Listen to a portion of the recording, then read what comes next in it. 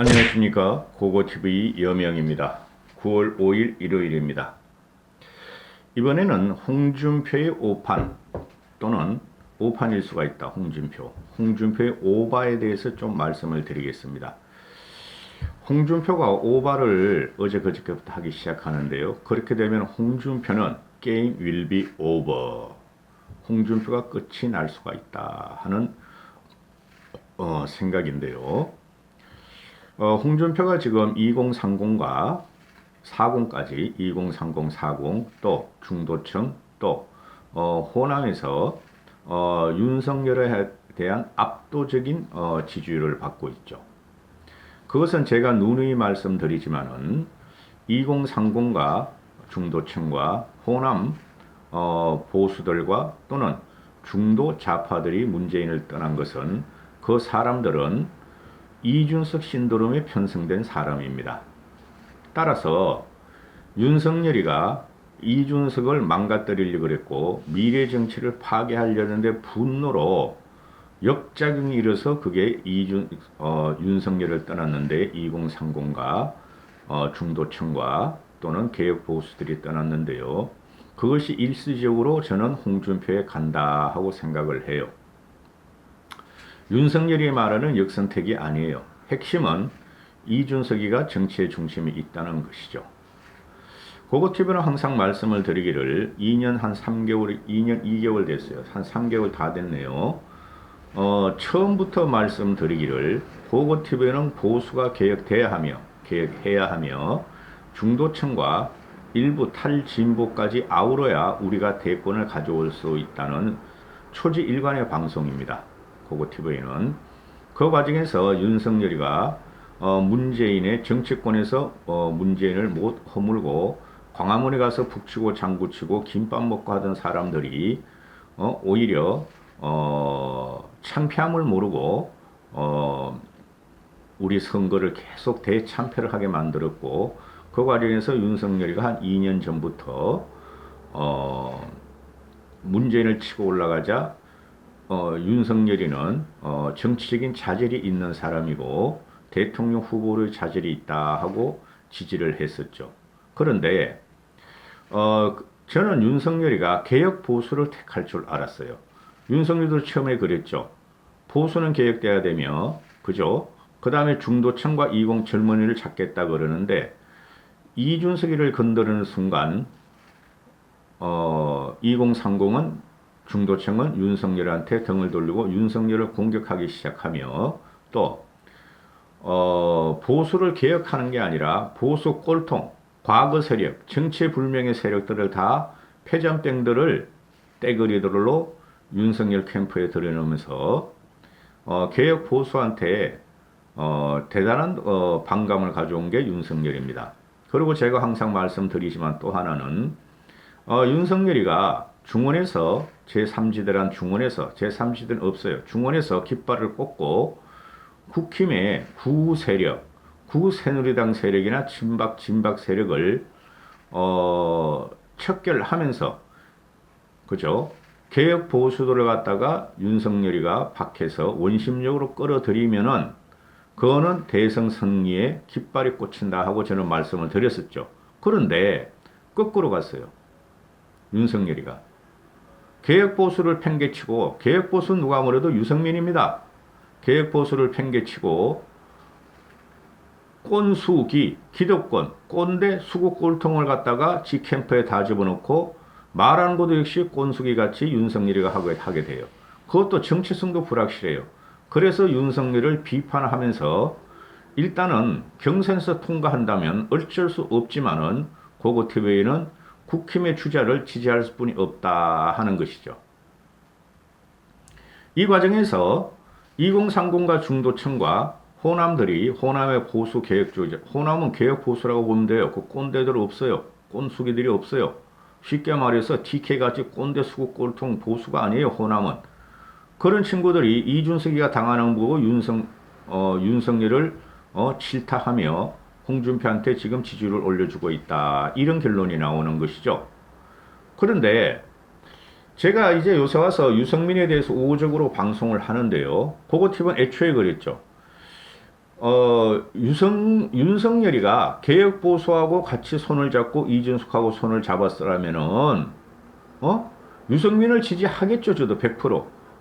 근데 완전히 반대로 가니까, 고고티브의 인생 가치, 정치적인 개념, 정치적인 가치에 완전히 벗어나게 하기 때문에, 유승민을 어느 정도 띄울 수뿐이 없어요. 일단은 삼각 체제로 가야 돼요.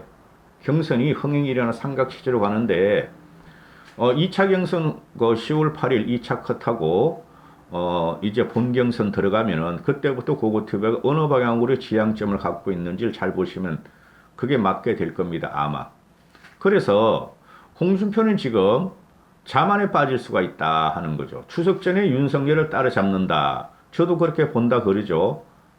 추석 전이 아니라 이번 주에 따라잡힐 수가 있어요. 윤석열은. 지금 터지는 윤석열에 의한 청부 고소 건은 이거는 정치 공작 맞아요. 민주당 측과 좌파들의 정치 공작 맞아요. 그죠? 그래서 이거로 우파 쓰레기 유튜버들과 우파 평론가들은 윤석열이가 이걸 정면 돌파하면은 또 윤석열 쪽으로 지지율이 응집될 것이다 하는데 전 그렇게 안 봐요. 틀릴 수도 있지만 그렇게 안 봐요. 윤석열은 완벽한 하락 추세에 들어갔고 국민들은 검증을 시작했어요. 윤석열의 지지 떨어지면 떨어지지 올라갈 일이 없어요. 그거 가지고. 따라서 이번 주 안에 홍준표가 윤석열을 보수층, 보수 대권 주자 중에서 윤석열을 제껴버릴 수가 있어요. 전체적인 건 못 제껴요. 아직까지. 왜 그러냐면은 60대 이상들이 그 말하는 58년 개띠, 59년 뭐 무슨 띠 이런 사람들이 윤석열을 지지함으로 인구 제일 많아요. 60대면 죽을 나이가 아니니까. 그래서 전체 여론조사에서는 윤석열을 못 뛰어넘지만 그거 뭐 한 20명 대상으로 하는데 그건 의미가 없어. 그런데 보수층에서는 보수층만 조사하면은 윤석열이가 아니 홍준표가 윤석열을 뛰어넘을 수 있어요. 요번에 그렇게 될 것 같아요. 그러면은 홍준표는 지금 자신감에 붙었죠. 그죠? 근데 오바를 하고 있다. 오바하는 모습 세 가지. 유승민이가 잘 봐야 되죠. 오바하는 모습 세 가지. 첫 번째, 노무현의 묘소를 참배하고 나도 노무현처럼 될란다 하고 방명록에 남겼다. 그죠? 2030이나 중도층들이 노무현을 좋아도 하지만은 문재인을 보면서 노무현 정신도 없었다 하고 돌아서는 게 2030들입니다. 지금 가장 큰 문제가 2030은 젠더 갈등도 있지만 경제적으로 빈곤한 세대가 될지도 모른다는 공포감이에요. 2030이 문재인에 의해서 빈곤한 세대가 될 수 있다는 공포감인데 그게 발원지가 노무현이었죠. 그렇죠? 노무현은 지역 갈등만 있었는데 세대 갈등을 일으킨 최초의 대통령이에요. 김영삼, 김대중이야 영남의 맹주, 호남의 맹주 해가지고 정치 발판을 삼았지만은 노무현은 그것이 부족해가지고 전라도를 등에 업고 그것도 모자라서 노무현이는 아랫세대와 윗세대를 갈라치운 최초의 분열의 정치인이에요. 노무현은 통합의 정치인 아닙니다. 그 서민적인 풍모와 또 계획을 하고자 했던 그런 건 저도 인정을 해요. 그런데 경제도 망쳤고 그런데 2030의 그 젠더 갈등의 문제의 핵심이 뭐냐 하면은 김치녀 한남충이 아니고 경제적인 문제예요. 그죠? 군에 갔다 왔는데 뭐 군 복무기간에 가산점도 없고 그죠? 자기들은 말이지 남자가 여자보다 좀 섬세한 건 좀 딸리죠. 그러니까 모든 그 공직이나 대기업이나 사기업도 여자들이 막 치고 올라가고 그렇죠? 그러면서 그게 다 경제적인 문제죠. 직장의 문제. 그렇죠? 데이트할지가 돈 내고 그런 거 말고. 그런데 2030이 지금 분노하는 것은 경제적인 문제란 말이죠. 그리고 문재인한테 분노하는 거죠. 그 원천은 노무현인데 지금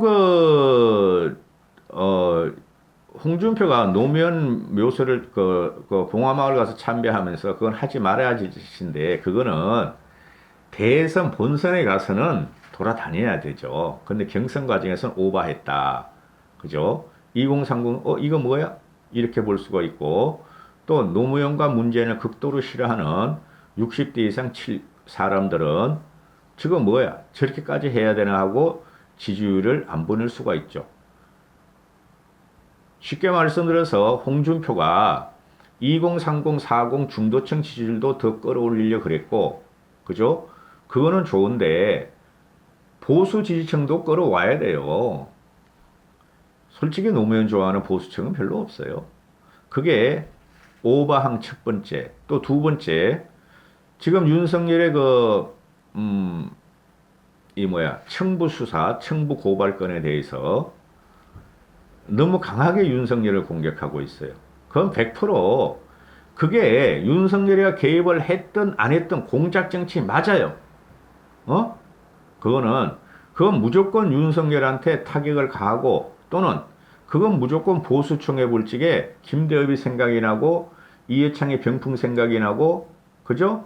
그 다음에 생태땅이 생각이 나고 아주 징글징글한 공작 정치가 지금 민주당 쪽이나 좌파 쪽에 들어온 게 맞는데 너무 윤석열을 공격한다는 거예요. 홍준표가.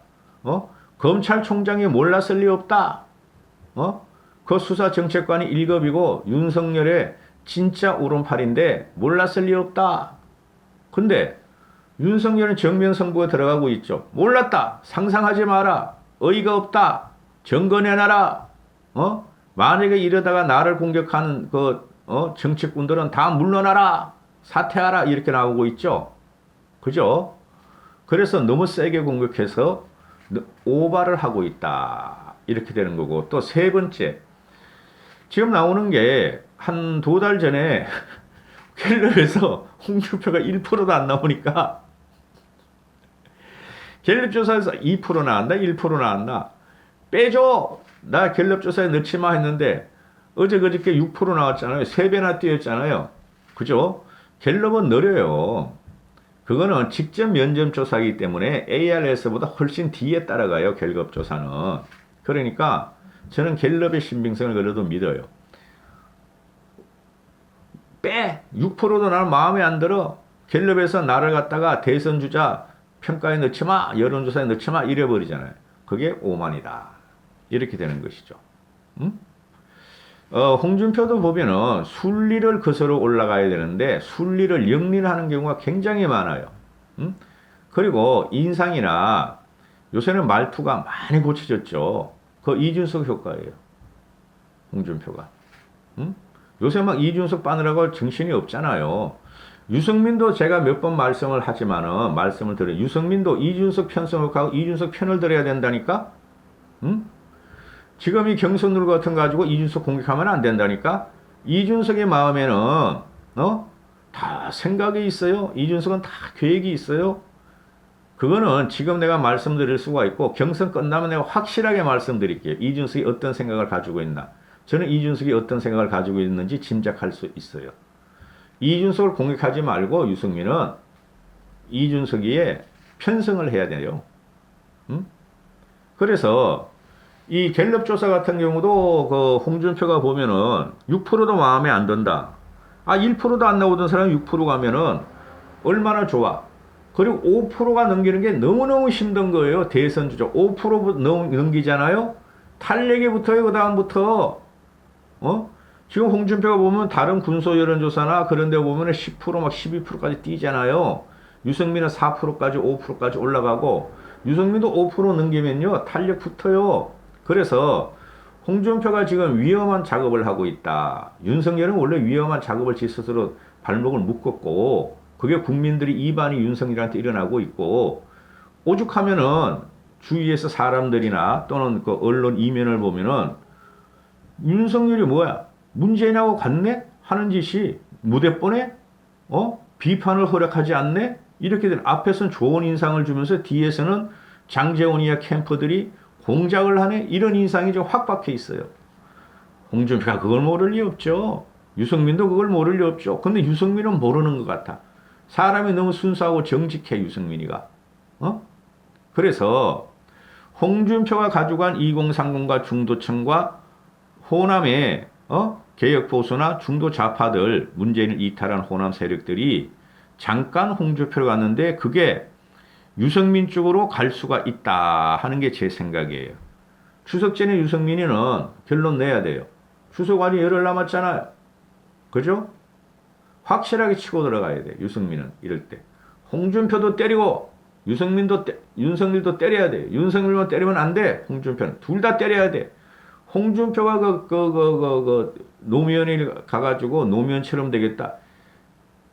노무현을 제일 많이 공격한 게 홍준표라고. 어? 다 알잖아, 사람들이. 그래서 2030은 잘 몰라. 홍준표가 벌써 12년 전이니까 15년 전이니까 2030들이 뭐 10대 때였는데 잘 몰라. 그런데 홍준표는 오바의 길로 들어갔다. 여기서 유승민은 낚아채라. 둘 다 때려라. 윤석열하고 홍준표하고 유승민은. 그런데 그 참모들이 보니까 윤석열 캠프 쪽에 보니까 유승민 캠프 쪽에 보니까 너무 약해. 너무 약해. 이까지 하겠습니다.